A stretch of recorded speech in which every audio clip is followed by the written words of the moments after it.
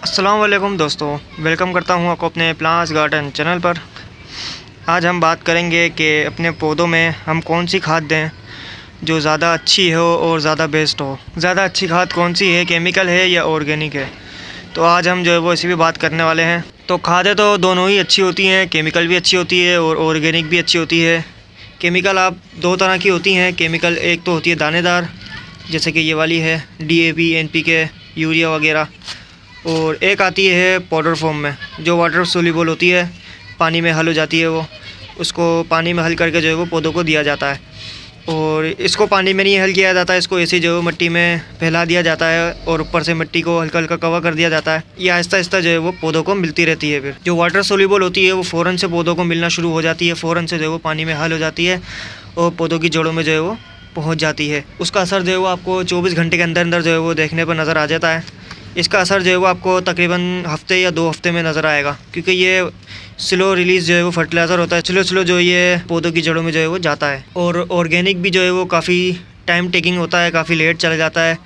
उसको भी जो है वो अगर हम डालें तो काफ़ी टाइम बाद जो है वो उसके अंदर पौधे को मिलता है। वो तकरीबन उसको 1 महीना तो उसको डिकम्पोजिंग में लग जाता है। डिकम्पोज होने के बाद मिट्टी का हिस्सा बनता है, फिर जड़ें जो है वो उसको लेती हैं। जैसे कि गाय का गोबर हो गया, लीफ कंपोस्ट हो गई, वर्मी कंपोस्ट हो गई या किचन वेस्ट कंपोस्ट हो गई।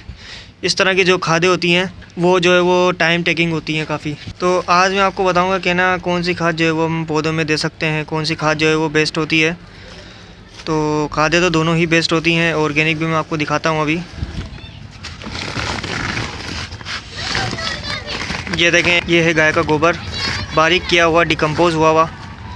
तो इसमें भी जो है वो ये भी जो है वो हम पौधों में यूज़ कर सकते हैं। इसका मैं फ़ायदा बताऊं आपको, इससे जो है वो मिट्टी जो है वो नरम रहती है। ये देखें, जैसे कि इसमें मैंने डाला हुआ है, तो इसके अंदर मिट्टी जो है वो ऑर्गेनिक मैटर यूज़ करने से आपकी मिट्टी जो है वो सॉफ्ट हो जाती है, नरम हो जाती है। पौधों की जड़ें जो है वो आराम से फैल सकती हैं फिर। लेकिन जो केमिकल खाद होती है उससे मिट्टी जो है वो आपकी कॉम्पैक्ट हो जाती है, हार्ड हो जाती है। अगर आप वो मिट्टी में डालेंगे तो उससे मिट्टी जो है वो आपकी हार्ड हो जाएगी। पौधे की जड़ें जो है वो फिर फैल नहीं पाएंगी, परेशानी में जो है वो चली जाएंगी।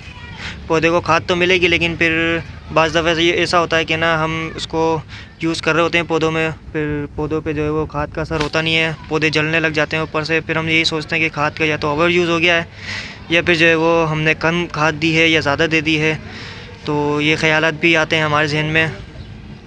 असल में आपकी मिट्टी जो है वो ऊपर से हार्ड हो जाती है, कॉम्पैक्ट हो जाती है बहुत ज़्यादा आप केमिकल खाद यूज़ करने से। केमिकल खाद का नुकसान तो नहीं है, लेकिन उससे मिट्टी बस जो है वो आपकी हार्ड हो जाती है। और ऑर्गेनिक चीज़ यूज़ करने से जो है वो मिट्टी आपकी नरम होती है। इसका भी ज़्यादा यूज़ नहीं किया जाता। अगर ज़्यादा यूज़ कर लेंगे आप इसका तो इससे भी जो है वो पौधा आपका जल सकता है, क्योंकि इसके अंदर नाइट्रोजन बहुत ज़्यादा होती है। सबसे ज़्यादा इसके अंदर नाइट्रोजन पाई जाती है। पोटाशियम और फॉस्फोरस जो है वो बहुत कम मिकदार में इसमें पाया जाता है गाय के गोबर में। तो मैं बात करूँ तो दोनों ही हम खाद मिलाकर भी यूज़ कर सकते हैं। चाहें तो आप एक साथ मिलाकर मिक्स करके दोनों को यूज़ कर सकते हैं, नहीं तो अलग अलग भी यूज़ कर सकते हैं आप। लेकिन मैं ये सजेस्ट करूँगा कि आप दोनों को मिलाकर ही यूज़ करें, क्योंकि खाली अगर केमिकल ही देते रहेंगे तो फिर जो है मिट्टी जो है वो उसकी बहुत ज़्यादा हार्ड हो जाएगी। और अगर आप है ना खाली ऑर्गेनिक ही मेटर इस्तेमाल करते रहेंगे तब भी आपको ज़्यादा जो है वो रिज़ल्ट अच्छा देखने में नहीं नज़र आएगा, क्योंकि ऑर्गेनिक जो है वो काफ़ी टाइम टेकिंग होता है, बहुत लेट ले जाता है ये डिकम्पोज होने में, मिट्टी का हिस्सा बनने में, फिर पौधे की जड़ों को मिलता है। तो फ़ायदा तो दोनों खाद का ही है, नुकसान तो किसी का भी नहीं है। खैर दोनों ही आप इस्तेमाल कर सकते हैं, चाहे तो आप ये वाली इस्तेमाल करें या वो वाली इस्तेमाल करें। केमिकल खाद ज़्यादा यूज़ करने से मिट्टी हार्ड होती है, ऑर्गेनिक मैटर यूज़ करने से, ऑर्गेनिक खाद यूज़ करने से मिट्टी जो है वो नरम रहती है, सॉफ्ट हो जाती है। तो अगर दोनों को ही मिला के आप इस्तेमाल करें तो भी अच्छा है। खादें भी इसमें 3 तरह की होती हैं दानेदार वाली, एक होती है DAP, एक होती है NPK और एक होती है यूरिया। ये तीनों अलग अलग खादें होती हैं। यूरिया में सिर्फ नाइट्रोजन होती है, DAP में जो है वो उसको डायमोनियम फॉस्फेट कहा जाता है, उसमें नाइट्रोजन और फॉस्फोरस होता है, पोटाशियम उसमें नहीं होता। NPK में तीनों होते हैं, नाइट्रोजन, पोटाशियम और फॉस्फोरस। बस रेशियो का उसमें जो है वो चक्कर होता है, कितनी रेशियो की जो है वो उसमें चीज़ें हैं। जैसे कि एक NPK आती है 5, 15, 45 और एक NPK आती है 20, 20, 20 और 50, 50, 50 भी आती है, 10, 10, 10 भी आती है। यानी कि बैलेंस डाइट कहलाई जाती है ये, जिसमें तीनों चीज़ें बराबर की हों, वो बैलेंस डाइट कहलाई जाती है। NPK भी आप यूज़ कर सकते हैं, DAP भी आप यूज़ कर सकते हैं, NPK हम जो है वो ज़्यादातर फ्रूट वाले पौधों में और सब्ज़ी वाले पौधों में जो है वो यूज़ करते हैं। ऑर्गेनिक भी आप यूज़ कर सकते हैं, गाय का गोबर भी आप यूज़ कर सकते हैं, लेकिन आपको उसमें जो है वो इतनी जल्दी रिज़ल्ट जो है वो देखने में नहीं नज़र आएगा।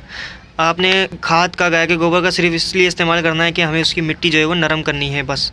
लेकिन उसमें भी आपने कम इस्तेमाल करना है, ज़्यादा इस्तेमाल नहीं करना है कि आपने सोचा थोड़ी सी ज़्यादा डाल दूँ तो पौधे की मिट्टी जो है वो ज़्यादा नरम हो जाएगी। ये सब बिल्कुल भी नहीं करना, उससे जो है वो ज़्यादा नाइट्रोजन मिलने की वजह से भी पौधा आपका मर सकता है। ज़्यादा खाद भी आपने यूज़ नहीं करनी पौधों में। अब ये देखें, जैसे ये छोटा सा गमला है, अब इसके अंदर मैं इतनी सी यूज़ करूँगा बस कि ऊपर का सरफेस एरिया हल्का हल्का कवर हो जाए बस। ज़्यादा यूज़ नहीं करनी, ज़्यादा यूज़ करेंगे तो भी पौधा जो है वो जल सकता है आपका। तो बस यही दोनों में फ़र्क है। ऑर्गेनिक मेथड से जो है मिट्टी नरम होती है और केमिकल खाद यूज़ करने से मिट्टी जो है वो हार्ड होती है। मिट्टी की गोडी आपने बराबर करते रहनी है। मिट्टी का जब सरफेस एरिया ऊपर से आपको कॉम्पैक्ट लगे, हार्ड लगे, तो मिट्टी की जो है वो गोडी भी करते रहना है आपने।